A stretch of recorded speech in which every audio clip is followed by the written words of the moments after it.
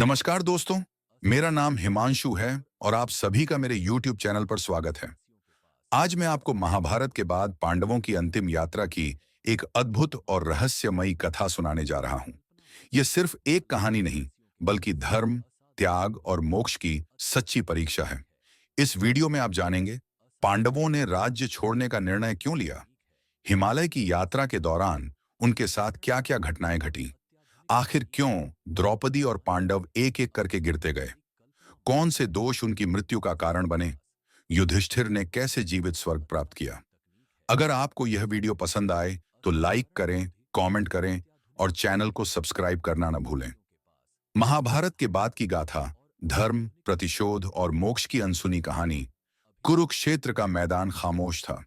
रक्त से सनी धरती, बिखरे शव और हवा में तैरती जले हुए रथों और अस्त्र शस्त्रों की गंध, ये सब युद्ध के भयावह परिणाम की गवाही दे रहे थे। महाभारत का युद्ध समाप्त हो चुका था, लेकिन यह अंत नहीं था। यह तो बस एक नए युग की शुरुआत थी।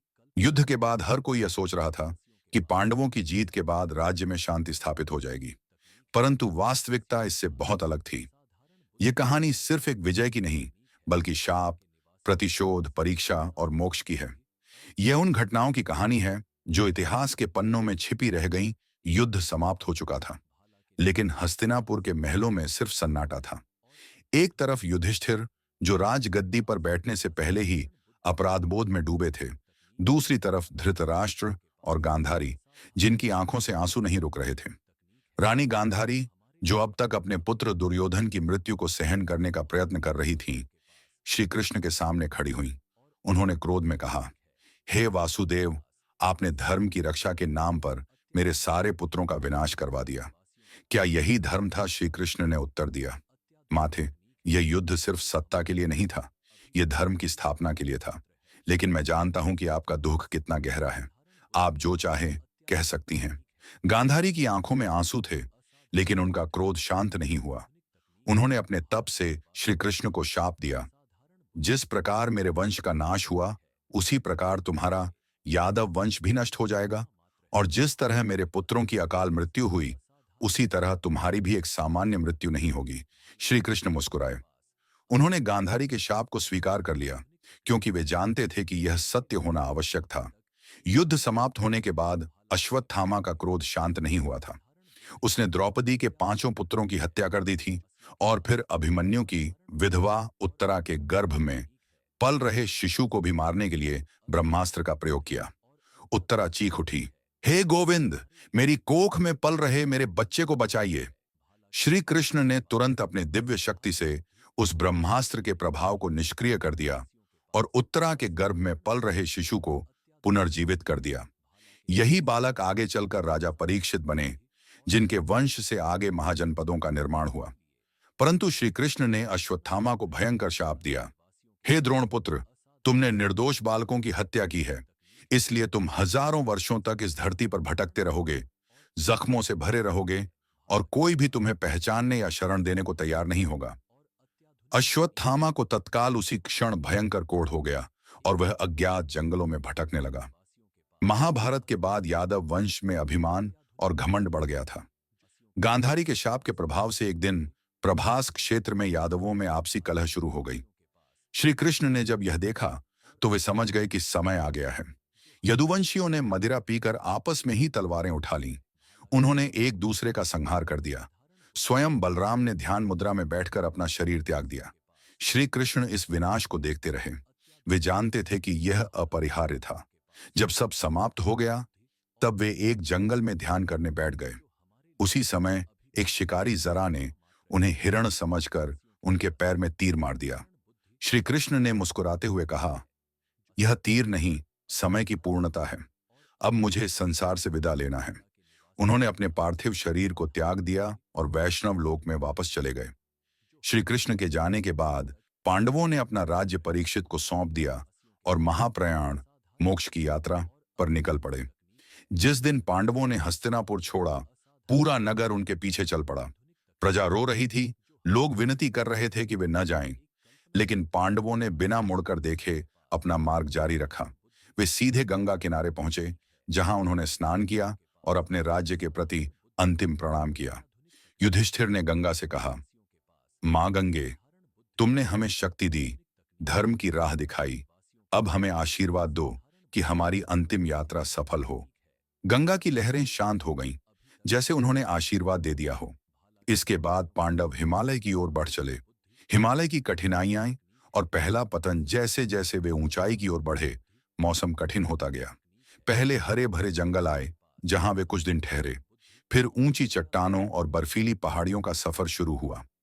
यात्रा के कुछ ही दिनों बाद, जब वे बर्फीली चट्टानों से गुजर रहे थे, द्रौपदी लड़खड़ा गईं और गिर पड़ी। भीम ने चिल्लाकर कहा, भैया, द्रौपदी गिर गईं, हम उसे उठा सकते हैं। लेकिन युधिष्ठिर ने पीछे मुड़कर नहीं देखा।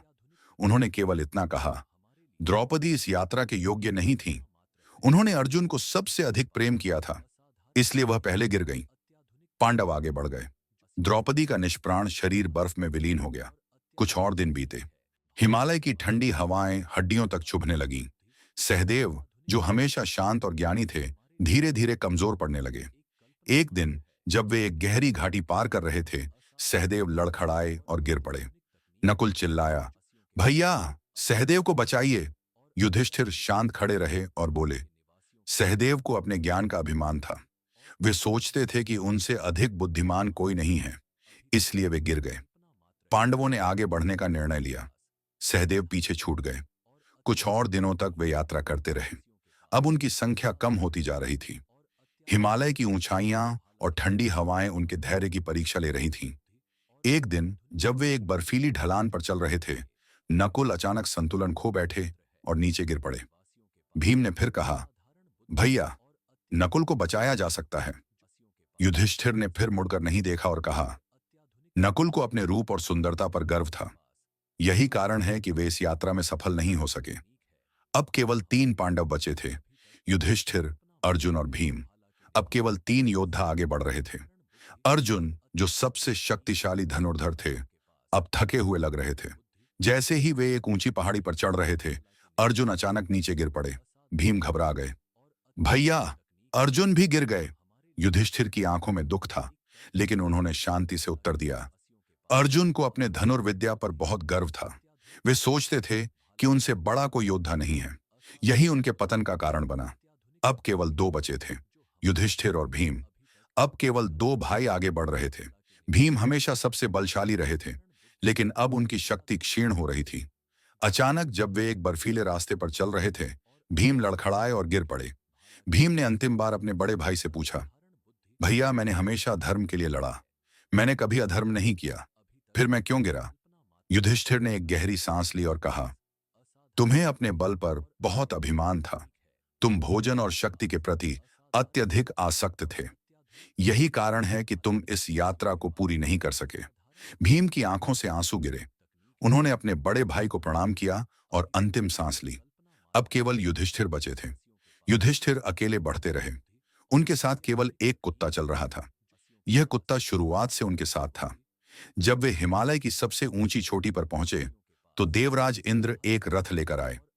इंद्र ने कहा, युधिष्ठिर, तुमने धर्म का पालन किया है। अब स्वर्ग जाने का समय आ गया है। आओ, इस रथ पर बैठो। युधिष्ठिर ने कुत्ते की ओर देखा और कहा, यह कुत्ता मेरे साथ आया है, मैं इसे छोड़कर नहीं जाऊंगा। इंद्र बोले, यह एक साधारण पशु है, इसे क्यों स्वर्ग ले जाना चाहते हो? युधिष्ठिर ने उत्तर दिया, धर्म यह नहीं देखता कि कोई इंसान है या पशु। जिसने मेरी पूरी यात्रा में साथ दिया, उसे मैं छोड़ नहीं सकता।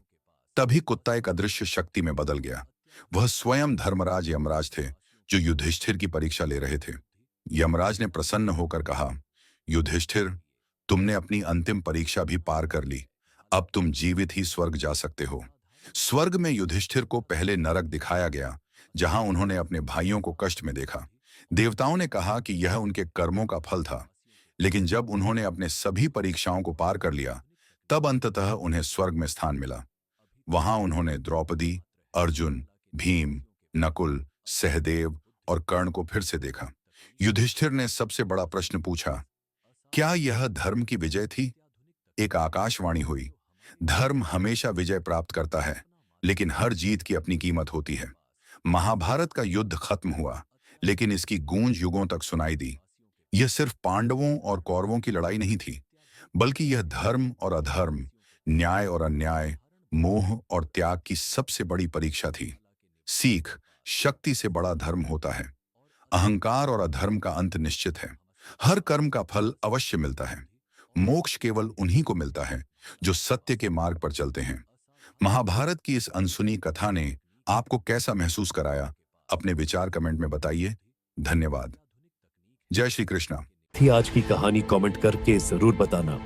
अगर आप रोमांच और रहस्य सच्ची कहानी के प्रेमी हैं, तो हमारे चैनल को सब्सक्राइब करें और हमारे साथ इस रोमांचक सफर का हिस्सा बने। सब्सक्राइब करें, बेल आइकन दबाना न भूलें, ताकि हर नई कहानी आप तक सबसे पहले पहुंचे। मिलते हैं एक और नई रहस्य कहानी के साथ। जब तक हर हर महादेव,